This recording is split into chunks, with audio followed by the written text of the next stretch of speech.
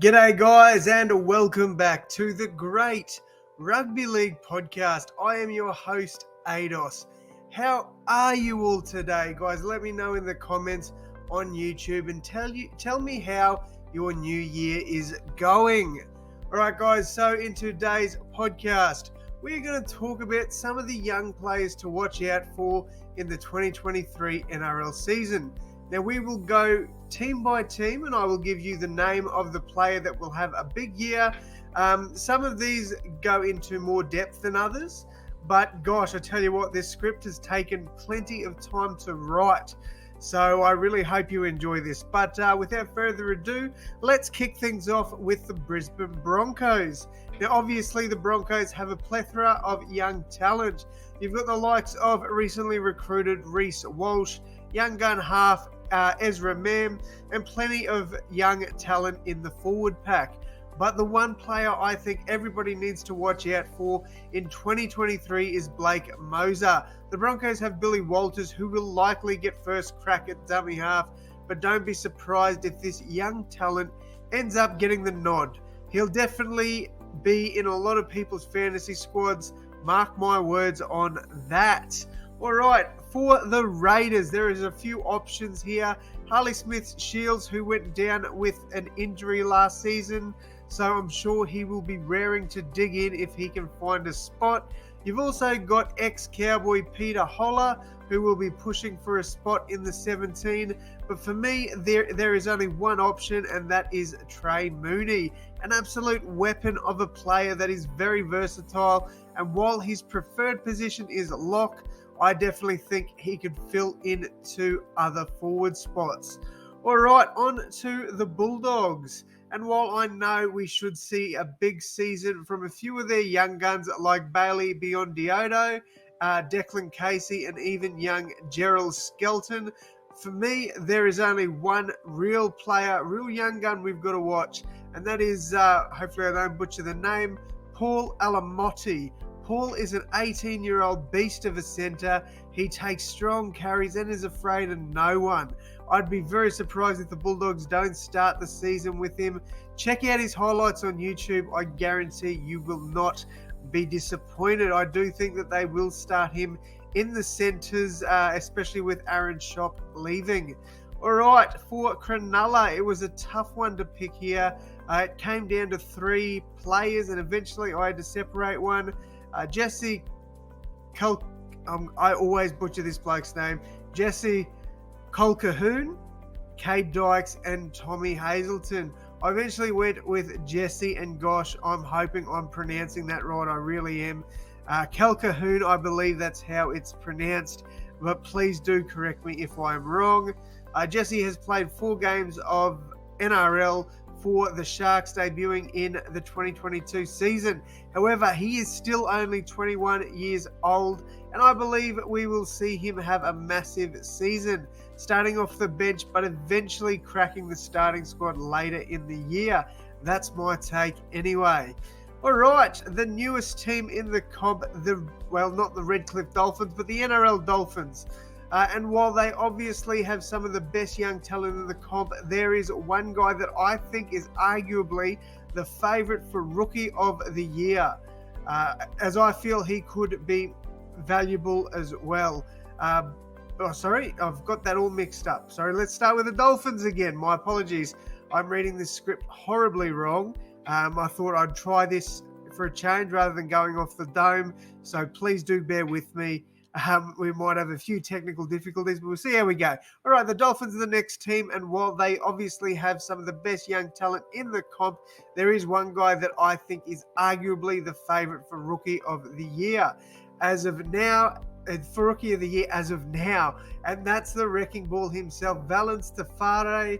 Honestly, if you want to see a bunch of grown men struggle to tackle a young bloke, watch Valence's highlights. You won't be disappointed. I think we will see a massive year from him, and I do think that he will be up there for Rookie of the Year. All right, onto the Titans. The obvious answer would be JJ Fafita, and I've seen a lot of people, select him for the player to watch this year, but I disagree. Yes, obviously I think JJ will be good, but for me, the player to watch for the Titans is Cleese Haas, brother of Payne, and fun fact, also the nephew of former Knights forward Mark Tafua, which ironically is the team he made his NRL debut against last year. Cleese looks like he could be a dominant back rower, and I think we will definitely see more of him in 2023. All right, for the Sea Eagles, I think there is really only one young gun to watch. Obviously, last season we saw the emergence of Tolu Kola. Well, this year I think we'll see a similar season from young gun KO Weeks. KO showed glimpses of brilliance in the reserve grades last year. He also made his NRL debut against the Dragons last season, and I'm sure we will see a lot more than 3 games played this year. I expect a monster season for KO Weeks. All right, to the Melbourne Storm, and while they have let a lot of talent go, there's one youngster that they kept, and wow, will he be a superstar. Jack Howarth is his name, a young gun from my hometown of Rockhampton. Jack has looked like a huge talent from a young age, and I think he will finally get his shot in 2023. I'd say we may even see him in the centres come round 1. However, there is another young gun also pushing for a spot, and that's Will Warbrick. While I do think that Jack will be one to watch, I think a lot of people will say that returning Rugby 7 star Will Warbrick will also be one to keep an eye on. From Melbourne, we move to Newcastle, and I think while there are a few solid options here, I think there is only one name that we will see have a massive breakout year, with Kalen Ponga more than likely to move into the halves. I think the fullback spot will be awarded to young up-and-comer Bailey Hodgson. I think we'll see a strong year from Bailey. He looks like quite the clever player and definitely would do a job if called up. I do, however, have an honourable mention in Christian Mapapalangi. I think Christian is given a chance, he definitely will exceed expectations. Over the ditch we go now. We're talking the Warriors, and I think it'll be a really big year for young Luke Metcalf. The 23-year-old joins the Warriors from Cronulla, and he looks like he could slot right into that fullback position for round 1. He looks solid for Cronulla in his only game of 2022, running for 136 metres and scoring a try. I definitely think if used correctly, the Warriors can get the most of him, and the best thing about Luke is he can play fullback as well as in the halves, meaning he will be a very versatile player. From across the ditch to far north Queensland, we move to the Cowboys, and I feel the obvious player is Thomas Chester. However, I do want to give a shout out to Taniela Sadruga. I've got this all messed up. Taniela Sadruga. I feel like he could be valuable as well. But on to Chester. Chester played 1 game for the Cowboys, and while he only played limited minutes, he was full of energy in those short minutes. We've also seen how good he can be during his time with the Townsville Blackhawks. Next up, we've got the Parramatta Eels, and this one was arguably the easiest of the day for me. I've gone with new recruit Jermaine Hopgood. Jermaine came through the Panthers system and looks like an absolute weapon. The Queensland-born forward had a standout year for the Panthers reserve grade and had that next man up mentality when he played for the first grade squad. His reserve grade stats speak for themselves in 2022. He finished the season with 60 tackle breaks, averaged 12 hit-ups per game, 38 tackles a game at over 94% efficiency. What a crazy stat. And he averaged 138 metres run per game. Eels fans, I'd be stoked because I think you've got your guy. All right, speaking of the Panthers, it's time to talk about their player to watch. A few names come to mind for me: Sonny Luke, Zach Hosking, and obviously Sunir Taruva. But I've gone a little bit left field with my Panthers pick. I'm actually going Eddie Blacker. Honestly, watch this young bloke's highlights. He is a wrecking ball and doesn't care if you're 50 kilos or 150 kilos. He'll run over you regardless. Blacker looks the goods It looked the goods in the Panthers reserve grade squad and honestly didn't look out of place in his first grade debut either. His stats for the 2022 reserve grade season looked like in 17 games scored 6 tries, made 44 tackle breaks. On average per game, he made 9 hit-ups, averaged over 1 offload, made 292 tackles on the season with a tackle efficiency of over 90%, as well as 1648 meters gained for the season, averaging just shy of 100 meters a game. In his debut for the Panthers, he ran 87 meters, 24 of them being post-contact meters, made 16 tackles on quite good efficiency. I expect big things from Eddie Blacker in 2023, and I think he will get his opportunity with the Panthers off the bench. All right, we are finally onto my team, the mighty Rabbitohs, and I feel people will expect me to say the obvious, Terrell Calo. And yes, I do think when Terrell is given a chance, he will be a huge success. However, my pick for the Rabbitohs is Isaac Thompson. I know we saw a few games from him in 2022, but just wait until we fully unleash him. He is going to be a beast, and I think Tane will find it very hard to get back into the side after Isaac rips and tears. In 2022, we saw Isaac feature in 2 games.